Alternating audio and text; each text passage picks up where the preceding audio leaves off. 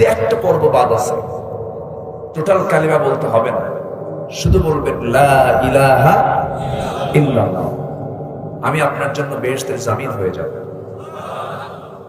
চাচা একটা বার বলে না। আবু তালেব কতগুলো শুনে আর চোখের পানি ফেলে ফেলে কাঁদে, শেষে বলে মুহাম্মদ আমি পারবো না। কেন? আমার দাদা আমার বাবার ধর্ম আমি ছাড়তে পারবো না। আজকের সমাজেও কিছু লোক আছে, হাজারো বুঝান, বলে বাবা আমার বাবাও চোর আমিও চোর। আছে না? আছে না নাই? আমার নবীজি ব্যাখ্যায় পাওয়া যায়, নবীজি তার মাথা থেকে পা পর্যন্ত হাতের ছোঁয়া লাগায় দিলেন, খুব চেষ্টা করলেন, কিন্তু শেষ পর্যন্ত হলো না। আল্লাহ তাআলা ওহী নাযিল করে জানিয়ে দিলেন, আপনি যাকে ভালোবাসবেন আপনি তাকে হেদায়েত দিতে পারবেন না। হেদায়েত আসে কার দফতর থেকে? ইহদি আল্লাহু মান ইয়াশা, আল্লাহ যাকে চান তাকে হেদায়েত করেন। আমার নবীজি হাতটা গুটায় নিলেন, আবু তালেব মারা গেলেন। আবু জেহেল এতটাই বেপরোয়া হয়ে গেল, খুব খুশি, কারণ আবু তালেব নাই, আমার রাস্তা এখন ক্লিয়ার। মুহাম্মদকে প্রহার করতে, মুহাম্মদকে প্রচার করতে আমার সামনে আর কোনো বাধা নাই। নবীজি একটু হলেও চিন্তায় পড়ে গেলেন যে আমার তো শক্তিশালী একটা মানুষও চলে গেল। 3 দিন যেতে না যেতেই খাদিজা রাদিয়াল্লাহু তাআলা আনহার চেহারা একটু অন্যরকম দেখা গেল। খাদিজা বলছেন, ইয়া রাসূলুল্লাহ, শরীরটা আমার ভালো না, মনে হয় আমি বাঁচবো না, মরে যাব। রাসূল বললেন, খাদিজা আমার চাচা মারা গেছেন 3 দিন আগে, তুমি আমাকে কি বলছো? তিনি বলছেন, ইয়া রাসূলুল্লাহ, আমার মন বলছে আমি মনে হয় বাঁচবো না, আমি হয়তো চলে যাব।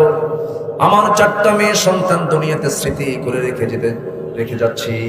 তবে ইয়া রাসূলুল্লাহ, পৃথিবীর শুরু থেকে নিয়ে আজ পর্যন্ত বহু মানুষ এসেছে, আরো সামনে আসবে, কিন্তু আপনার চাইতে শ্রেষ্ঠ মানুষ এই পৃথিবীতে কখনো আসে নাই, কখনো আসবে না।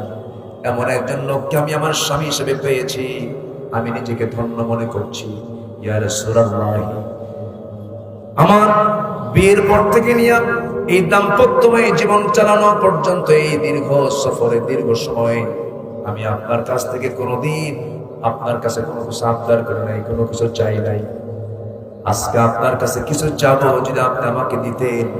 রাসূল কেঁদে ফেলে বলছেন, খাদিজা রে, কি বলতে চাও তুমি বলো? তুমি তো আমার কাছে কোনোদিন কোনো কিছু চাও নাই, বরঞ্চ তুমি আমার জন্য উজাড় করে দিয়েছ, আমার জন্য সব কিছু বিলিয়ে দিয়েছো। খাদিজা, তুমি আজকে কি বলবে আমাকে বলো। তিনি বলছেন, ইয়া রাসূলুল্লাহ, এই জাগতিক জীবনের কোনো কিছু আমি চাই না, আজকে আপনার কাছে চাচ্ছি। ইয়া রাসূলুল্লাহ, মেহেরবানি করে আমার 3টা আবদার আপনি পূরণ করবেন। কি আবদার বলো খাদিজা? দুনিয়ার কোনো সম্পদ নয়, দুনিয়ার কোনো কিছু নয়, আমি যদি দুনিয়া থেকে বিদায় হয়ে যাই, আমার মন বলছে আমার এই টুটা ফাটা আমল নিয়ে আমি কবরের 3টা প্রশ্নের জবাব আমি দিতে পারবো না। কবরকে আমি বড় ভয় পাচ্ছি হুজুর, এই জন্য আমার পক্ষ থেকে আপনার কাছে আরজি হলো, আমি যখন মারা যাব আমার লাশটা আপনি বহন করবেন, কবরের মাটিতে শোয়া দিবেন, আমার চেহারা আপনি কিবলামুখী করে দিবেন, এবং কবরের মাটিতে ততক্ষণ পর্যন্ত দাঁড়ায় থাকবেন যতক্ষণ না সওয়াল ফেরেশতা না আসবে। ফেরেশতা যখন চলে আসবে, 3টা প্রশ্ন যখন শুরু করে দেবে, আপনি রাসূল আপনি এই 3টা প্রশ্নের জবাব আমার হয়ে দিয়ে দিবেন। নবীর চোখের পানি গড়ে গড়ে পড়ে। আমার রাসূল বলেন, খাদিজা রে, জীবনে কোনো কিছু চাও না, আজকে তুমি আমার কাছে যে আবদারটা করলে যাও, এই সমস্ত ওয়াদাগুলো আমি রক্ষা করব।